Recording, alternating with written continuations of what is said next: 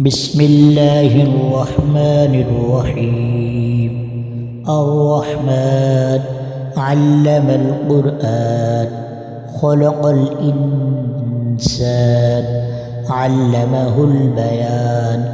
الشمس والقمر بحسبان والنجم والشجر يسجدان والسماء رفعها ووضع الميزان ألا تطغوا في الميزان فأقيموا الوزن بالقسط ولا تخسروا الميزان والأرض وضعها للأنام فيها فاكهة والنخل ذات الأكمام والحب ذو العصف والريحان فبأي آلاء ربكما تكذبان.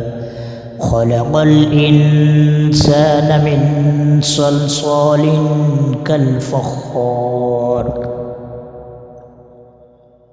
وخلق الجان من مارج من نار فبأي آلاء ربكما تكذبان.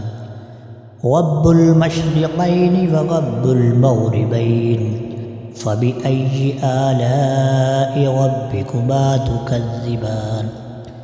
مرج البحرين يلتقيان بينهما برزخ لا يبغيان فبأي آلاء ربكما تكذبان.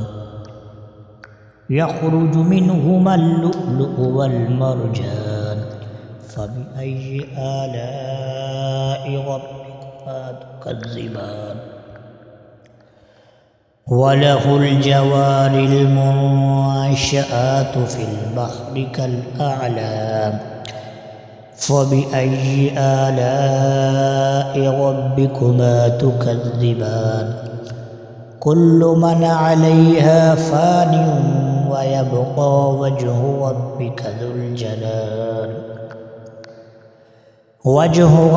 ذو الجلال والإكرام فبأي آلاء ربكما تكذبان.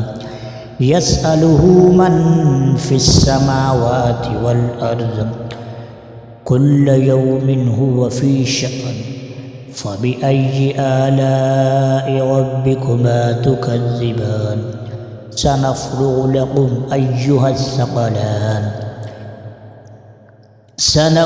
لكم أيها الثقلان فبأي آلاء ربكما تكذبان. يا معشر الجن والإنس إن استطعتم أن تنفذوا من أقطار السماوات والأرض فانفذوا لا تنفذون إلا بسلطان فبأي آلاء ربكما تكذبان. يرسل عليكما شواظ من نار ونحاس فلا تنتصران فبأي آلاء ربكما تكذبان. فإذا انشقت السماء فكانت وردة كالدهان فبأي آلاء ربكما تكذبان. فيومئذ لا يسأل عن ذنبه إنس ولا جان فبأي آلاء ربكما تكذبان. يعرف المجرمون بسيماهم فيؤخذ بالنواصي والأقدام فبأي آلاء ربكما تكذبان. هذه جهنم التي يكذب بها المجرمون يطوفون بينها وبين حميم آن فبأي آلاء ربكما تكذبان ولمن خاف مقام ربه جنتان فبأي آلاء ربكما تكذبان ذواتا أفنان فبأي آلاء ربكما تكذبان فيهما عينان تجريان فبأي آلاء ربكما تكذبان فيهما من كل فاكهة زوجان فبأي آلاء ربكما تكذبان متكئين على فرش بطائنها من استبرق وجنى الجنتين دان فبأي آلاء ربكما تكذبان فيهن قاصرات الطرف لم يطمثهن إنس قبلهم ولا جان فبأي آلاء ربكما تكذبان كأنهن الياقوت والمرجان فبأي آلاء ربكما تكذبان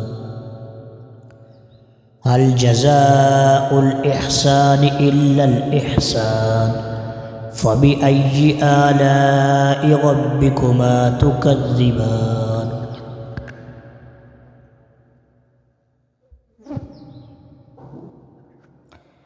فبأي آلاء ربكما تكذبان ومن دونهما جنتان فبأي آلاء ربكما تكذبان مدهامتان فبأي آلاء ربكما تكذبان فيهما عينان نضاختان فبأي آلاء ربكما تكذبان فيهما فاكهة ونخل ورمان فبأي آلاء ربكما تكذبان فيهن خيرات حسان فبأي آلاء ربكما تكذبان حور مقصورات في الخيام فبأي آلاء ربكما تكذبان لم يطمثهن إنس قبلهم ولا جان فبأي آلاء ربكما تكذبان متكئين على رفرف خضر وعبقري حسان فبأي آلاء ربكما تكذبان تبارك اسم ربك ذي الجلال والإكرام.